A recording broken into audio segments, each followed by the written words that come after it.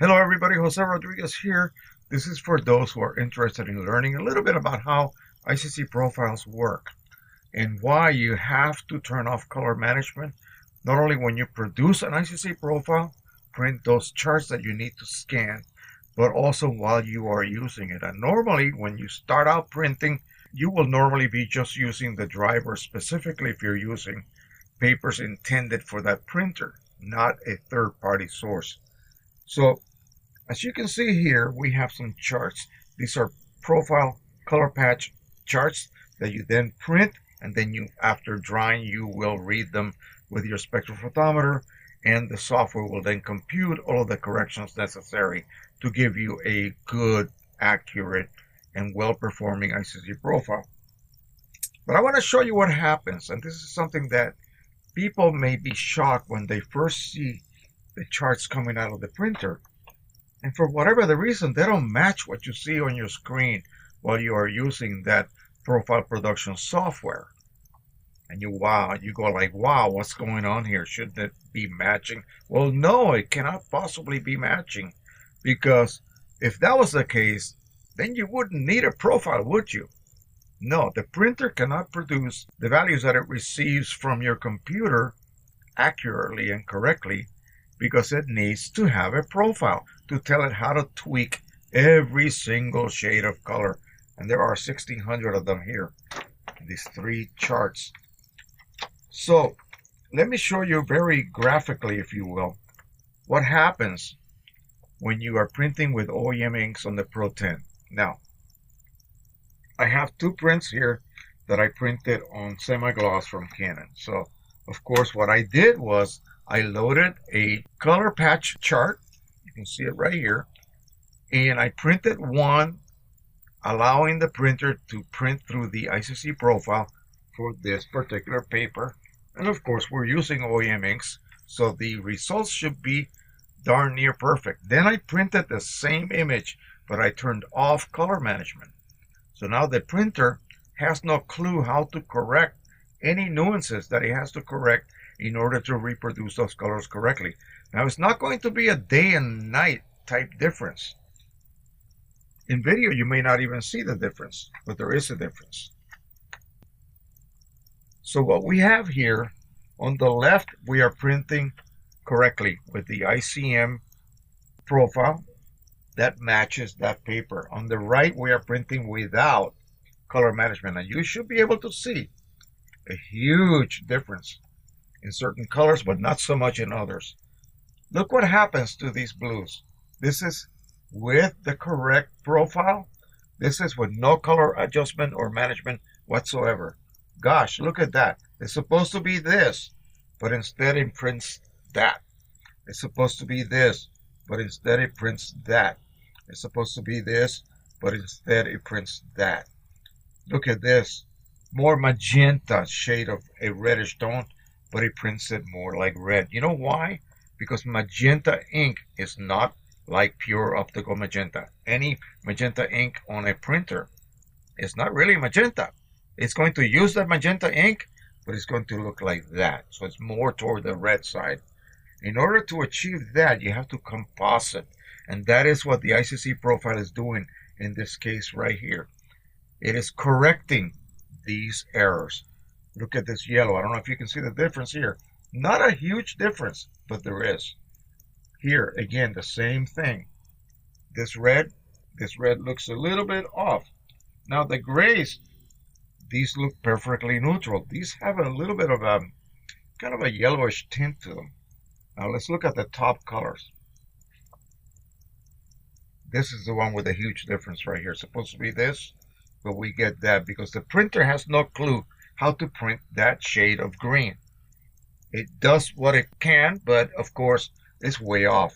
Now this one here, pretty close. This one as well, pretty close. And this one as well. Now let's look at the left.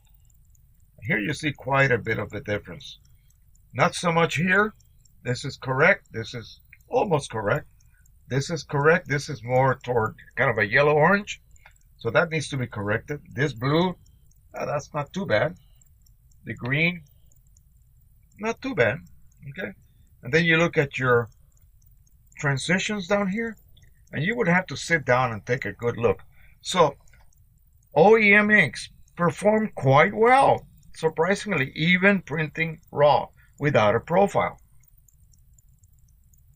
If I show you this without showing you this, you would accept that. You would assume that this square was actually that shade of a cyan bluish tint. The black and gray squares, they look pretty neutral, except they do have a slight yellowish tint. So anyway, that gives you kind of a graphic representation of what happens when you print with a profile and you're compositing colors to reproduce the tones being received by the computer to the printer correctly. Whereas here is raw. I sent you the colors, but I did not send you the instructions of how to reproduce those colors correctly. So we create a profile. We will print 1,600 patches. As you see here, this is from a customer. And every one of these colors is probably not printed correctly. In other words, not reproduced correctly. So one by one, I scan each one of these patches, and the software will determine and actually graphically show me what you're supposed to have printed. In other words, this is what the screen is displaying to you, but this is half of that little square will be showing you what the printer printed instead.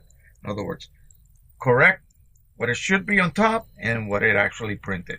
And so then at the end of reading all of those 1,600 patches, or even more if you do a custom patch design, it will then compute all of that information and give you the final tally.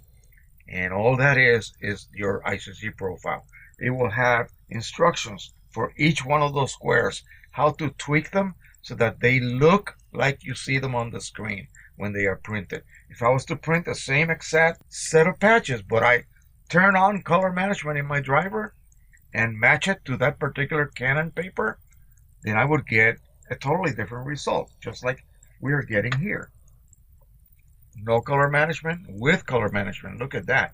And again, it's not going to be a drastic difference, but something that needs to be corrected. Imagine, if you will, if this is the shade of a bridesmaid's dress.